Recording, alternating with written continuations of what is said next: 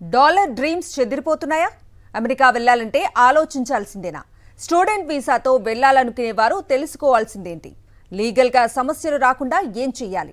అమెరికాకు మంచి నిర్ణయమే, మరి మనోళ్ల పరిస్థితి ఏంటి? ఈ అంశాలపై అమెరికన్ ఇమిగ్రేషన్ ఎక్స్పర్ట్ జనేతా కంచర్లతో స్పెషల్ ఇంటర్వ్యూ ఇప్పుడు చూద్దాం. ఇవాళ మనతో జనేతా కంచర్ల గారు ఉన్నారు. అమెరికన్ ఇమిగ్రేషన్కి సంబంధించి అక్కడ ఎక్స్పర్ట్గా ఉన్నారు. మన fortunately she is here in Hyderabad. So మనం ఇంటరాక్ట్ అవుతూ ఉన్నాం. సో ప్రస్తుతం నెలకొన్న పరిస్థితులు, ఒక అంబిగ్విటీ ఏ రకంగా ఉందో దాన్ని వివరించే ప్రయత్నం చేస్తారు. సో ఒక కరెక్ట్ ఇన్ఫర్మేషన్ ఇచ్చే ప్రయత్నం చేస్తారు. సో ఏ మేరకు మనం ఇన్ఫర్మేషన్ తీసుకుందాం, will try about it.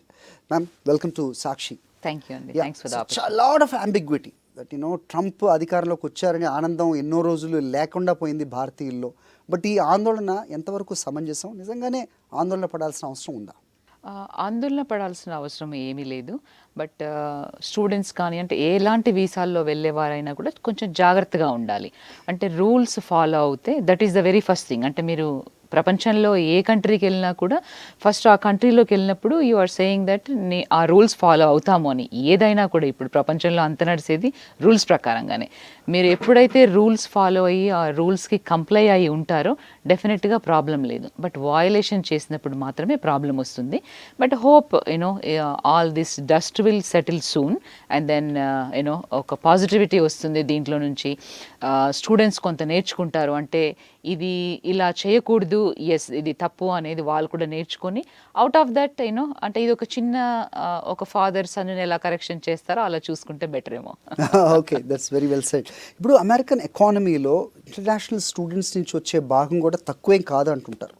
So if that is right, Indian students మనం వెళ్ళే సంఖ్య that one of the top వేరే కంట్రీస్ నుంచి వెళ్ళే వాళ్ళలో.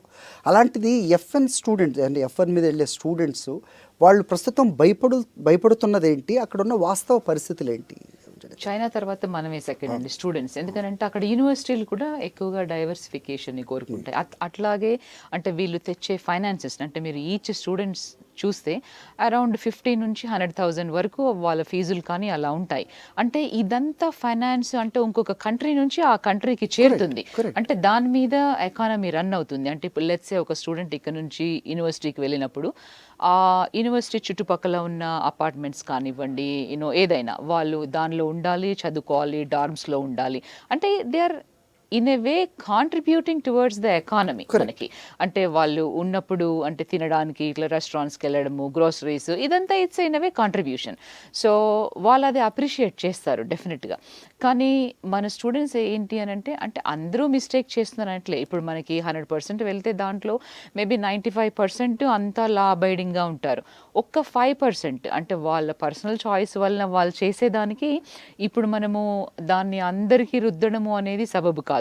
చాలామంది లీగల్గా వెళ్ళి బాగా చదువుకొని స్టూడెంట్స్గా ఉన్నప్పుడు ఆ రూల్స్కి ఏదైతే ఉంటుందో ఇప్పుడు స్టూడెంట్గా ఉన్నప్పుడు ఒక 20 hours ఆన్ క్యాంపస్ జాబ్ అంటే అది ఇట్స్ నాట్ ఆథరైజ్ చేస్తారు. కానీ దానికి మీకు గ్యారంటీ లేదు ఉంటుందా లేదా అని మీరు వెతుక్కోవాలి. అంటే ఒక్క జాబ్కి ఒక 20-40 స్టూడెంట్స్ కాంపిటీషన్.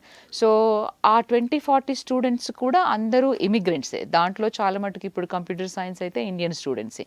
ఇక ఇప్పుడు చెప్తున్నారు కదండి, అంటే ట్రంప్ నిజంగా ఇప్పుడు ఈ చేస్తున్న ఈ కరెక్షన్ ఏదైతే ఉందో this will is the process in ఫ్యూచర్లో స్టూడెంట్స్ రావడానికైనా, క్వాలిటీ స్టూడెంట్స్ వెళ్ళి చదువుకోవడానికైనా, క్వాలిటీ పీపుల్కి ఉద్యోగాలు రావటానికైనా, లేదంటే వాళ్ళ ద్వారా అమెరికాని బిల్డ్ చేయడానికి ఏదంటే అమెరికన్ అంటే ట్రంప్ చెప్తూ ఉన్నారో వీటన్నిటికీ ఈజ్ అవుతుంది. సో దిస్ ఈజ్ గుడ్ అని చెప్పేవాళ్ళు ఉన్నారు, లేకపోలేదు. వాళ్ళ వాదనకి బలాన్ని చేకూర్చే అంశం ఏదన్నా ఉందా అంటే ఏంటి? ప్రొసీజర్ అని అంటే పాజిటివ్గా తీసుకుందాం. లెట్సే లేదు ట్రంప్ ఇలా చేస్తున్నారు అలా చేస్తున్నారు అంటే ఆయన చెప్పేది కూడా అంటే మా కంట్రీ లాస్ని మా బార్డర్స్ని మీరు సెక్యూర్ చేసుకుంటున్నాము. పార్ట్ ఆఫ్ దిస్ ఎవరైనా ఏమన్నా వయలేషన్స్ చేసినప్పుడు we are going to deport them back.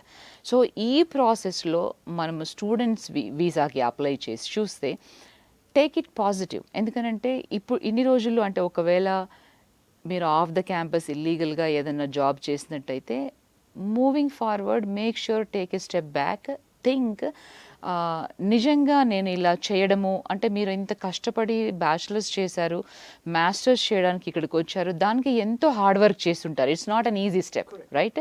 మీరు వర్క్ చేశారు, మీ పేరెంట్స్ టువర్డ్స్ దట్ వర్క్ చేశారు, they gave you a good education.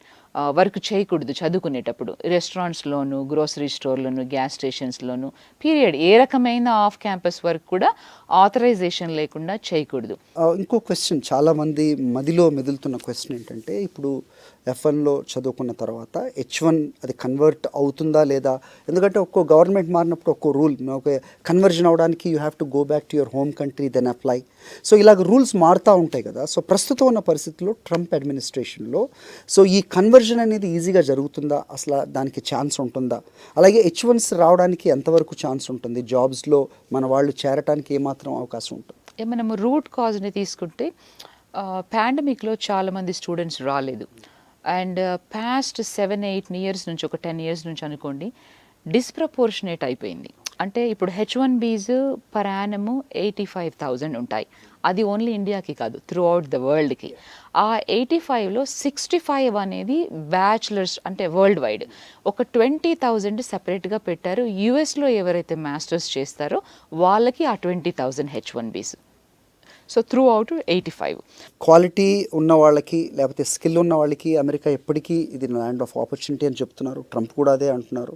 అంటే ఇమిగ్రేషన్ రిఫార్మ్ బిల్ అనేది మనకు పాస్ట్ ఆల్మోస్ట్ 8-10 ఇయర్స్ నుంచి వాళ్ళు ఇంట్రడ్యూస్ చేస్తూనే ఉంటారు. ఇమిగ్రేషన్ ఇంపార్టెన్స్ ఎప్పుడు అంటే ఓన్లీ ఎలక్షన్స్ టైంలో వస్తుంది మనకి.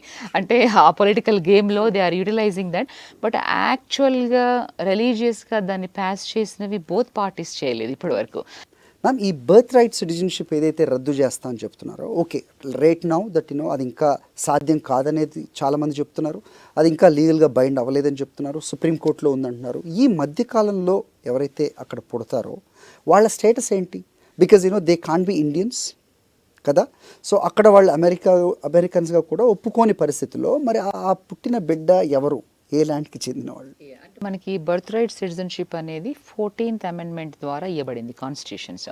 సో అక్కడ ఎవరైతే పుడతారో వాళ్ళకి ఆటోమేటిక్గా they will get the citizenship. So ఇప్పుడు ట్రంప్ పాస్ చేసిన ఎగ్జిక్యూటివ్ ఆర్డర్ ద్వారా ఏంటి అంటే అది రద్దు చేస్తున్నట్టుగా అన్నారు. అండ్ అంటే పాస్ చేశారు already, but that was challenged in the court. And federal judge దాని మీద ఒక 14 days టెంపరీ స్టే ఇచ్చారు. సో ఇప్పుడు మీరు వేరే కంట్రీస్కి చూసుకుంటే, ఇప్పుడు మనకి యూకేలో కూడా అలాంటిదే, అంటే వాళ్ళకి లేదు. ఇప్పుడు అరబ్ కంట్రీస్లో చూసుకుంటే కూడా, ఇప్పుడు మీకు దుబాయ్ చూస్తే కూడా అక్కడే, అంటే they will defaultly get an Indian citizenship though they are born on the third country ప్లేస్లో, పేరెంట్స్ని బట్టి. ఈవెన్చువల్గా అలా అవ్వచ్చు. బట్ ఇప్పుడు అది ఛాలెంజ్ చేయబడింది, స్టే అయింది కాబట్టి మళ్ళీ ఆ బ్రీఫ్ ఆర్గ్యుమెంట్స్ ఏవైతే ఉంటాయో బోత్ పార్టీస్ నుంచి, దాన్ని బట్టి ఇంకా సుప్రీంకోర్టు దాకా వెళ్ళలేదు కేసు. బట్ ఈవెన్చువల్గా it will end up there and it depends upon how supreme court interprets that 14th amendment. Thank you so much for being with us. Thank you.